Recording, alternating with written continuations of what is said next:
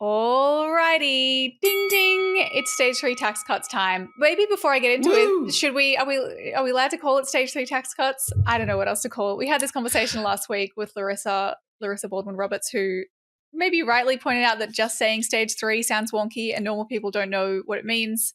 Probably if you were talking Yes. to a normal person, you would just be like tax cuts for the rich. But for the purposes of Yes. our wonk political podcast about the Australian Greens and green politics in Australia, probably just going to say stage 3, right? Stage 3. Yeah, we're cool. The people watching this, they know the deal. I think they know. Labor cabinet has approved a change to the stage 3 tax cuts. These are the ones for the richie riches. But it will have to come back to Parliament. It's looking like the Greens could potentially be in balance of power, I guess, on these, which is a pretty wild position to be in. Actually kind of exciting. But yes, difficult because it's another one. Are we going to make perfect the enemy of the good? Blah, blah, blah, blah. Question mark? Yes. So, okay, to recap what has happened this week, because things changed really fucking quickly, right? Like I was saying last week, it felt as though these were kind of a done deal, but then I guess I wasn't paying enough attention, and I'm not in the Labor Party, because by the start of this past week, like Monday, speculation began to swirl that perhaps Labor was going to back away from or change the stage 3 tax cuts, which, by the way, have already been legislated in 2019, voted for by Labor and the LNP, opposed by the Greens. Opposed by the Greens. That's interesting. Okay, Yeah. right. So we opposed the bad policy from the start and have consistently done so. Okay, right. Very, very unlike us. Yes, because we're politically naive. The politically sophisticated thing is to support the bad thing for a long time and then at the last minute change your position on it. Well, circumstances have changed, Tom. Things aren't like they were. A few years ago, it was actually good to give the richest people in the country more money and the poorest people in the country nothing. Things have changed. Yeah. I barely remember 2019. It was a totally different time. Totally different. Like now we've got flying cars and yeah, and progressive taxation is good again. Now, because at the start of the week there was this emergency meeting, right? So that was how we sort of started. It's like Albanese says, "Hey everyone, come back to Canberra. We've got to sort out this cost of living crisis. God damn it, emergency measures." And I think quite a few people, accurately pointed out this seems like bullshit, or seems like a way to lube everybody up for an announcement that's coming. Yeah. Well, but I mean, I guess, I didn't actually immediately clock that this was going to be related to the tax cuts. Like, I feel as though at first it was like, they're coming back for a special caucus to talk about cost of living. And there was some sort of discourse and analysis in the media that's like, you should look at the stage 3 tax cuts as opposed to just, I don't know, handing out some temporary cost of living relief, rebates, whatever it might be. But yes, then it became clear that tax cuts were the main issue on the agenda, and everyone was kind of speculating about what might happen. Interestingly, I was reading an article, 2GB, like the radio station, was just speculating about other proposals. So they were saying, they're going to lower the threshold for the highest tax bracket and raise the tax-free threshold, which isn't what ended up happening. So presumably, I would imagine that was one option. Like, there are a range of options that had been put to caucus or put to key Labor decision makers, and they were kind of mulling it over.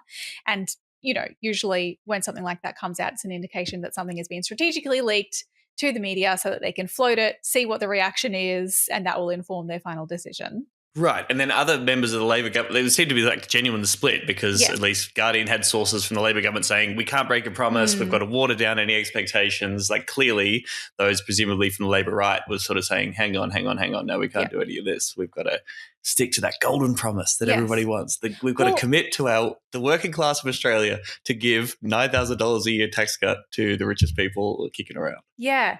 Well, this is what, and maybe we can get into it once we've spoken about the substance of the changes, but just the idea of the fucking broken promise discourse is so incredible. And the kinds of people that are pushing this, obviously this is the LNP's, or, Liberal National Coalition's main attack line is this is a broken promise. But the fucking ABC, like that interview with Michael Rowland on, I guess this was Monday potentially, I think, Monday, pushing Anthony Albanese about this quote unquote promise, and just not about the substance of the cuts or how they might impact people on different incomes. Like the clip that he's posted on Twitter is him being like, can you promise that the stage 3 tax cuts will be implemented in full this July? And Albanese's like, oh, our position hasn't changed, blah, blah, blah, because I guess their position hadn't formally changed yet because they hadn't had the meeting to change it. He's a weasel. But like, yeah, just being like, will you keep this promise? As though that's the most important thing. Sometimes I think, yeah, this obsession with like broken promises in politics can get stupid when that's what we're talking about. Well, yeah, and we could definitely get to this. My job for viewers at home is like I'll be looking at reactions to all this news. Emerald's dealing with all the scary numbers that I don't understand, actually explaining what these changes mean and how much money you and I are going to get. But I thought that that moment was interesting. The broken discourse thing is bullshit, but Albanese looks so dodgy in that. He does. Can you promise to those Australian families the stage 3 tax cuts will come into effect in July in full? Well, we haven't changed our position on that, Michael. I know that there's ongoing debate about the impact of those tax cuts, but we support reducing tax, and we've said that. And that's why, as well, we've been able to produce a budget surplus. We've factored that into the forward projections in the budget as well. I'll ask that question again. Can you promise, as you did before the election, the stage 3 tax cuts will come in full in July? Well, I've said we haven't changed our position. Can you promise, Prime Minister? Well, I've said I can't be clearer than that. We haven't changed our position. That's not exactly a promise, PM. Tax cuts. It was a promise before the election. Has that promise changed? Yeah, you can play word games, Michael. Nothing has changed. They're back and forth because he says, are you promised that this thing is going to happen? And they said, our position has not changed. And it's like, and their position was they supported that package. So yeah, like your position has changed. Yeah, position has changed, clearly, yes. And there isn't, you can't respond to say, do you promise for this thing in the future? Do you give us a commitment, which is what, of course, politicians would like to tell us that they do all the time and they keep their word. My word is my bond is the quote that's going to haunt Albanese a little bit on this. But then to say, well, our position hasn't changed yet, it's sort of like, well, why believe anything that you are going to say in the next future? Yeah.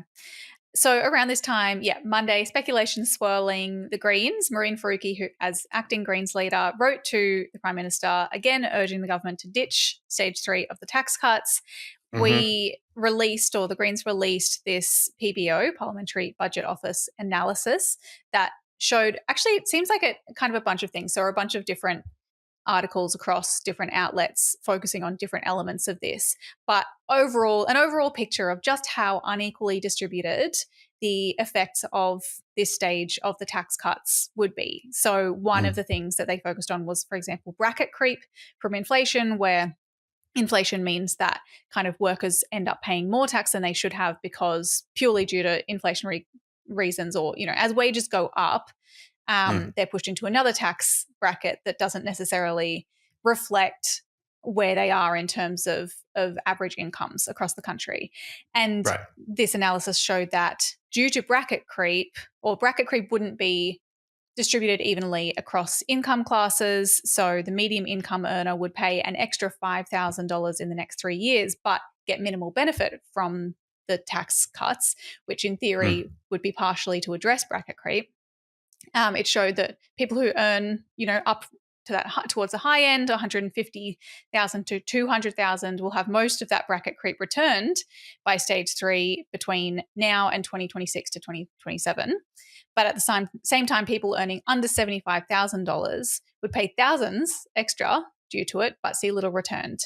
And then just more generally, in terms of the money, the dollar amount that people are going to get back from these tax cuts, completely unequally distributed and heavily focused towards the top end, which is the point of these fucking tax cuts.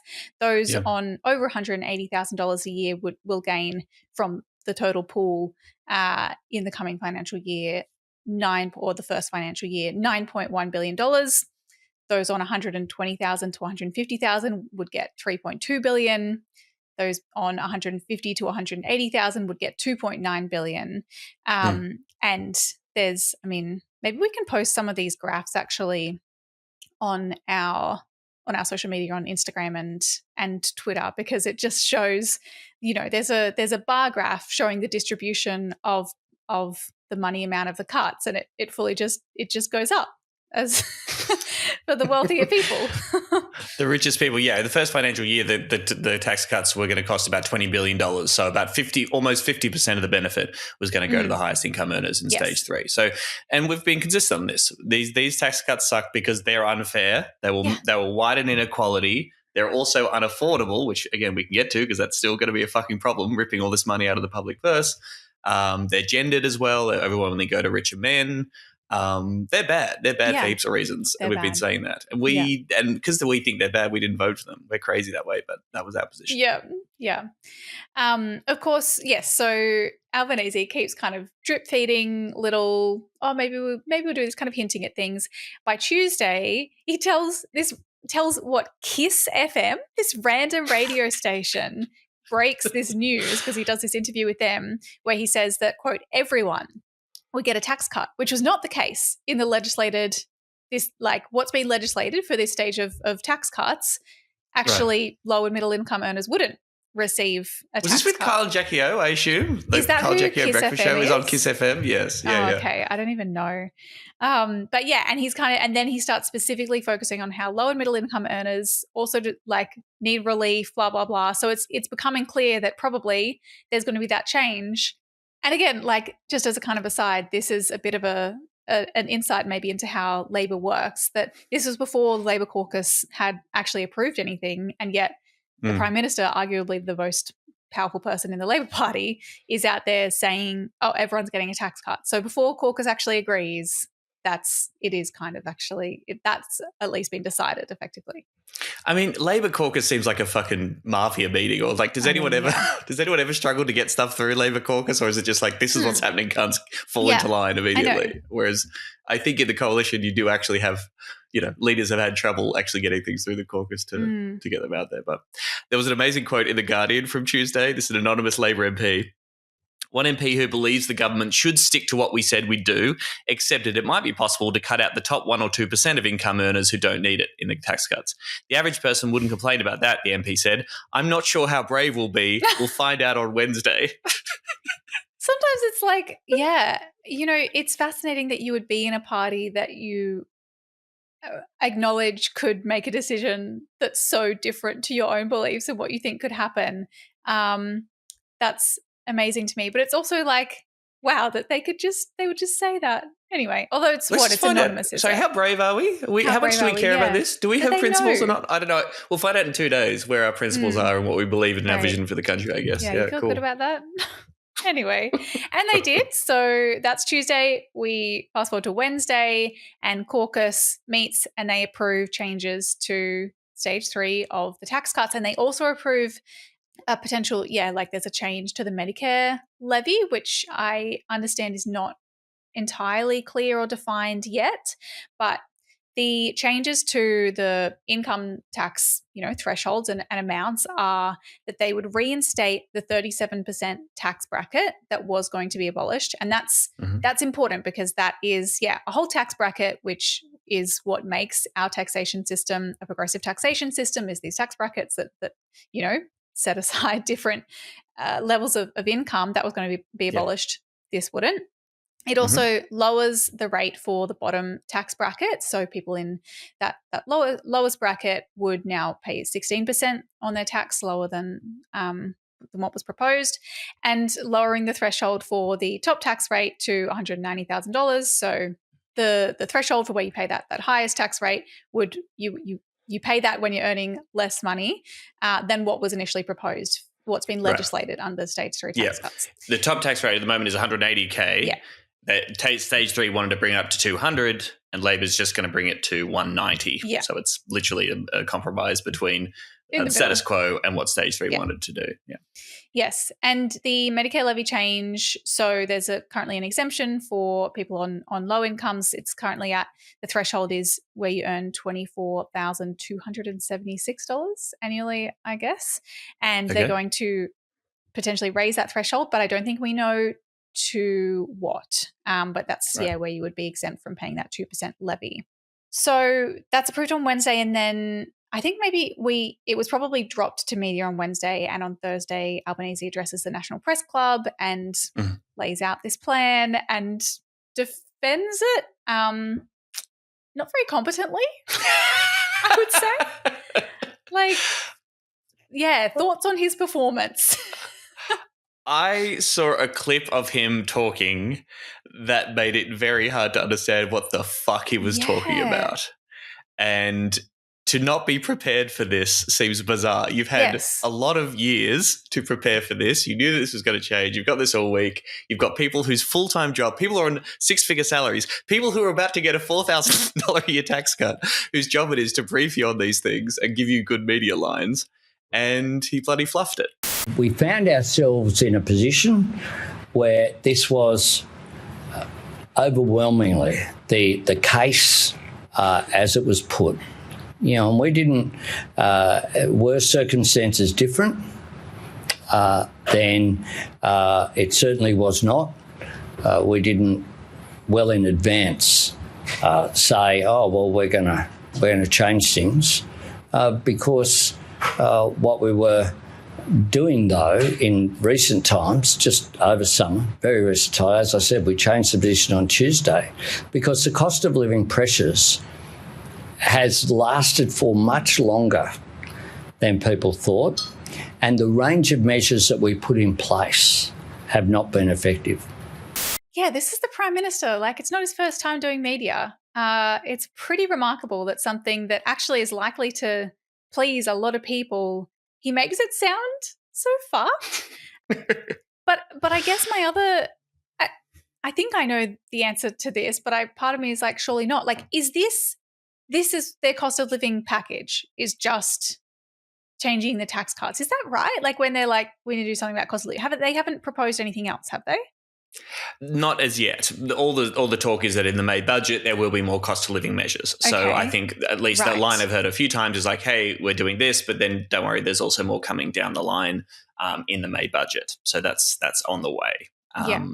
What those things will be is still TBC, but yes, certainly they know that they're not doing enough, that the measures they did introduce to address cost of living aren't doing the job, and they are certainly framing this in terms of cost of living relief, which, again, we can maybe get to is bad.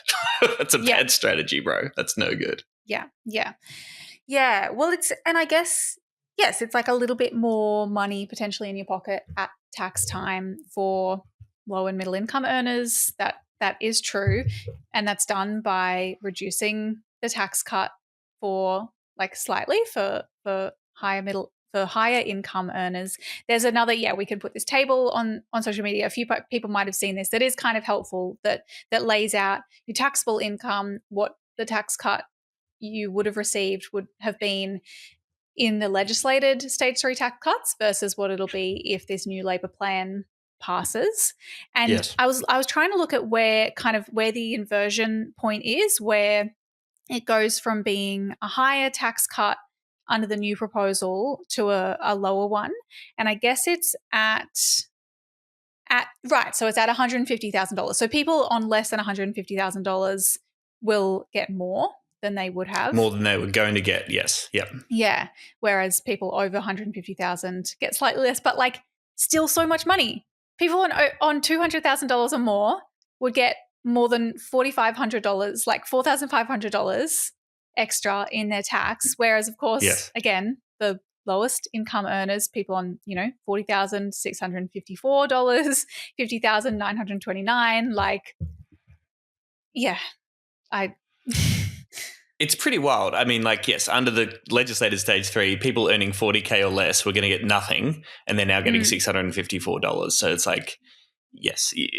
I mean, that's a good story to tell, and they can still frame it in this idea that everyone is getting a tax cut, which is still true, and why all the conservative attacks of this, that these are higher taxes, is ignoring the fact that you're still getting $4,500 less in your tax bill after these changes go through. Now, we can argue about whether that's still a good position to have. Yeah. But of course, yes, it really does ring hollow when people are saying these are higher taxes. Yeah. Well, it makes it, absolutely. That's that line. I don't really understand how they can sell that. It's certainly, like, I would say it does just make it more difficult because it shifts the ground of the discussion or the debate onto whether tax cuts are the most effective or an appropriate measure to take in a cost of living crisis because of the nature of them being that, if you earn more money, you'll get a greater benefit because you pay more tax, as opposed to something like raising the job seeker rate, for example. Yes. Yeah. Or doing something about prices, right? The actual prices that are fucking killing people all over the place. Like, yes, you can have more money and take home more of your money in your tax package, but it would really help if the people who are setting the prices for stuff, the massive energy companies and the supermarket duopoly, weren't gouging us left, right, and centre. So that regardless of how much tax you're paying, it would be great to know that the people who charge us money for the basic things we need to live weren't taking us to the fucking cleaners every single day. Yeah.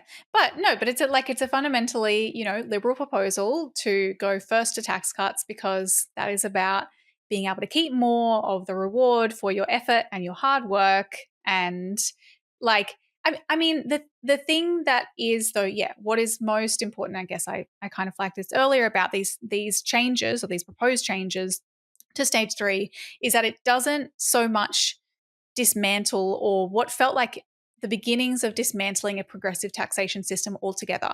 Like that proposal to just create a flat tax rate for such a huge breadth of income, like that's a really significant change to the way that Australia's taxation system works. And so being able to, if we can get rid of that proposal, that is significant. Like, to be clear, right now we have a tax-free threshold under $18,201 per year. And then we have 4 tax brackets, and stage 3 would have just wiped one away. Like, so that people between, 120,000 and 180, like someone earning $45,000 and $180,000 would have paid the same. Exactly the same. Yeah, tax rate, same proportion to the tax. Yeah. Yeah. So yes, the fact that is gone is very good. Yes, and full credit to that. I suppose we can say that is a good thing. And I think perhaps throughout this conversation, we'll adopt both positions, which is this is good news in a way. This is way better than what was going to happen. But it still sucks that everyone's bad. Yes. And of course, what it still does is, and that, yes, this is where we get to the crux of the question, which is like, is this the best use of $324 billion? Because my understanding is it's just redistributing where that money goes, but it's still $324 billion spent on tax cuts instead of something else. Well, I think there is a slight change. It's $28 billion less. Yes. Okay. So, which of course the coalition is saying that Labor is piling on $28 billion worth of new taxes. Yeah. But yes, so it is less from the total. It's $28 billion. It's going to cost $28 billion less apparently over the next decade. Almost $300 billion. Yeah, though, so it's actually really it's actually really good and affordable. It's still a huge amount of money just ripped out of the public purse, which will inevitably lead to worse public services. All right, and this is the other big critique that the Greens have been making about all this lost revenue is going to be bad for society because public services are crumbling, and we could use public money to properly fund our schools and our hospitals and do things like bring dental and mental into Medicare, actually spend public money to make people's lives materially better and actually address cost of living pressures in a meaningful material way rather than just, giving out massive handouts and hoping that sort of solves the problem. And that needs to be there. And that critique has almost completely disappeared from the discourse. Everyone's just like, oh, we have to do tax cuts. Yeah. But the way we distribute the tax cuts, this is way better. So well done, Labor, as opposed to ignoring the fact that you're still giving away $300 billion fucking dollars and still giving $4,500 to rich people every single year. And forgetting the fact that this is stage 3 because we had stage 1 and 2. We've already had changes to the taxation system that are intended to address bracket creep. Like stage 2 lifted the thresholds across the board while maintaining a progressive taxation system. That's what stage 2 did. And in fact, stage 2, increased the existing low-income tax offset for people earning up to $66,000. It increased that from $455 to a maximum of $700. I mean, stage 1 had that temporary low and middle income tax offset, which they then ditched last year or a year before, 2022. And they could have kept that going, but they didn't. And so, yes, it is just the acting as though stage 1 and 2 didn't happen when we're talking about stage 3. Stage 3 is purely about cutting taxes for the wealthy. Like, that's why it was proposed. And now the Labor government is trying to somehow, keep it acting as though they voted for it for some good reason and it is needed in some way, noting that people don't fucking want it because it's not needed and we're in a cost of living crisis and that is hitting the poorest households. Also, is it passing stage 1 and 2 and we're still in this fucking horrific cost of living crisis just better evidence that tax cuts just don't actually we just need to try. touch the sides on this problem? I just need one more tax cut, bro. Just one more tax cut. Nothing hit, baby. Come on. Serious danger to Australia.